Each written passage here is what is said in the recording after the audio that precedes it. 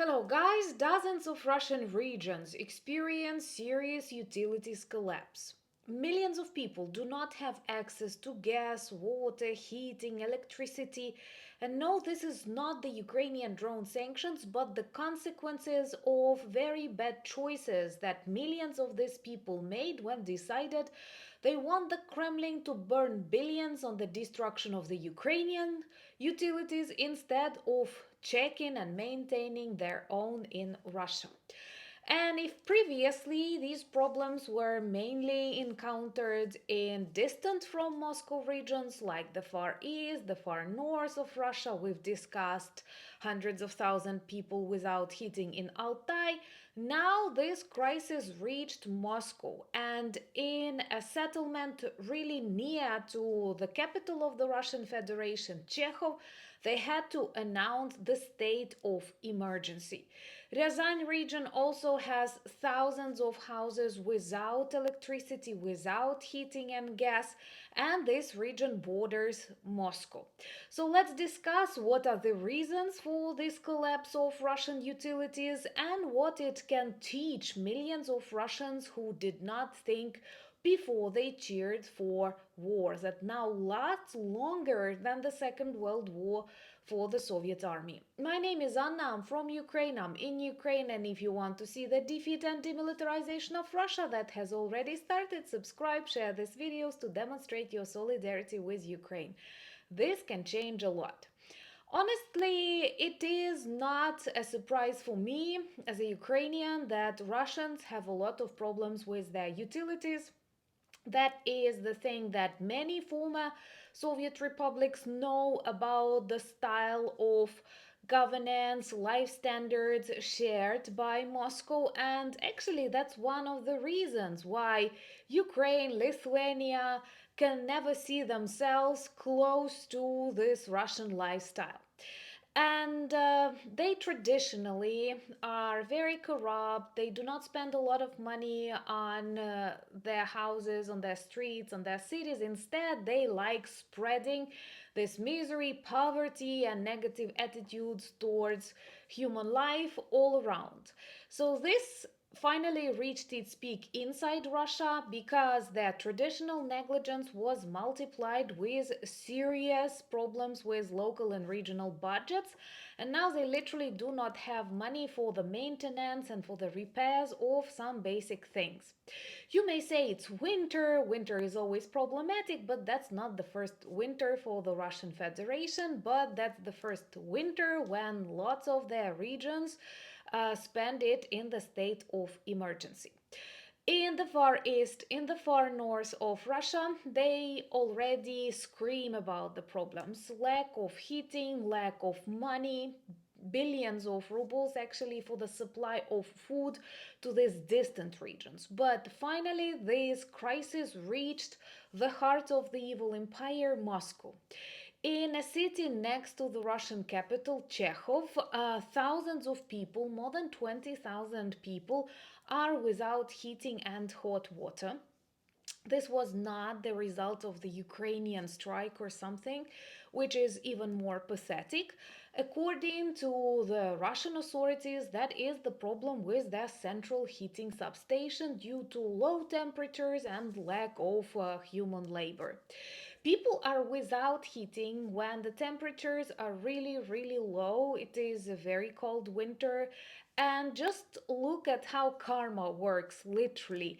They artificially destroy our substations, turn off electricity for these sleeping blocks, and then it all returns back to their population because of their negligence, because of the way they treat their own cities, their own homes, their own utilities. So, with these really low temperatures, prolonged time without heating, they had to announce the state of emergency.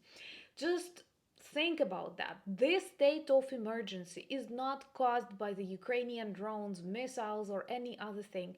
This state is caused by Russia's mismanagement, economic mismanagement, the fact that they have these utilities perhaps back from the Soviet times. I wouldn't be surprised if they date back to this Caribbean crisis or something else. A way bigger problem is now developing in Ryazan region. In one of its biggest districts, I had to put down Klepikovsky. It borders Moscow region, so to some extent we may say that is the dark heartland of the Russian Federation. And there, it seems like all the possible problems connected with utilities are evolving because they have no water, gas, electricity, heating, and like more than 80,000 people are trying to find out what is happening. Dozens of villages are without access to shops, to mobile connection, and the Kremlin is not in a hurry to solve this problem. This reminds about this traditional attitude that Russian rulers always have towards people. They treat them as resources, as serfs, and send them in thousands to the meat grinders on the front lines or let them freeze in their own homes because Putin spent too much money on the destruction of the Ukrainian kindergartens. The inflation is growing in Russia. During the first 2 weeks of January 2026, it added 1.26%, and everything becomes very expensive. So these people who spend weeks in cold flats, in the darkness, once again, not because of the Ukrainian drones, but because of the Kremlin economic mismanagement and the fact that these very people cheered for the war and could not afford it literally.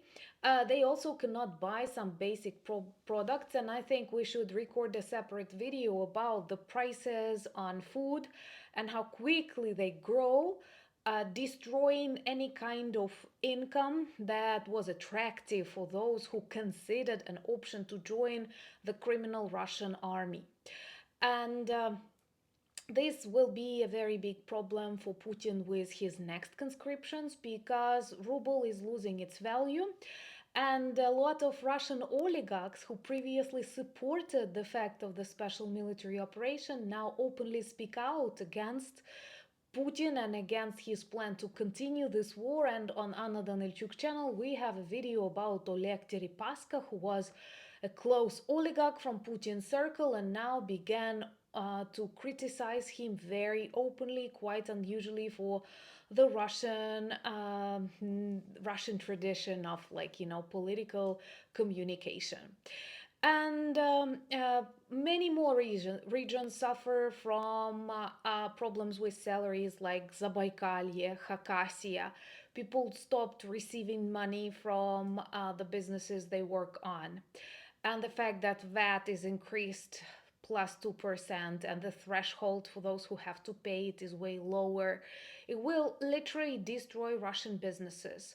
And these heating problems, they are also huge in regions like Altai Krai. They had a lot of ruptures on this heating pipelines, central heating pipelines in Irkutsk. So literally we are talking about hundreds of thousands, if not millions of Russians who do not have hot water, heating, electricity, gas, just because they thought they won this war. And they spent all of their money, and when I say they, I literally mean this ordinary apolitical Russians who I am 100% sure already financed this war because the Kremlin sells gold, sells the currency. They don't have money for the federal budget, and I'm sure they are already deep in the pockets of ordinary Russians via the collapsing Russian banking system. But that is a separate topic. And to know more, subscribe. Also follow me on X, Instagram, Blue Sky, Threads, Discord. The links in the description of this video, same as the link to our merch shop. Check for some really good product that will help you remind the world about Ukraine, and we need your support. Thank you for buying me coffees, becoming my patrons and sponsors of the channels, but most importantly, thank you for standing with Ukraine. Slava Ukraini!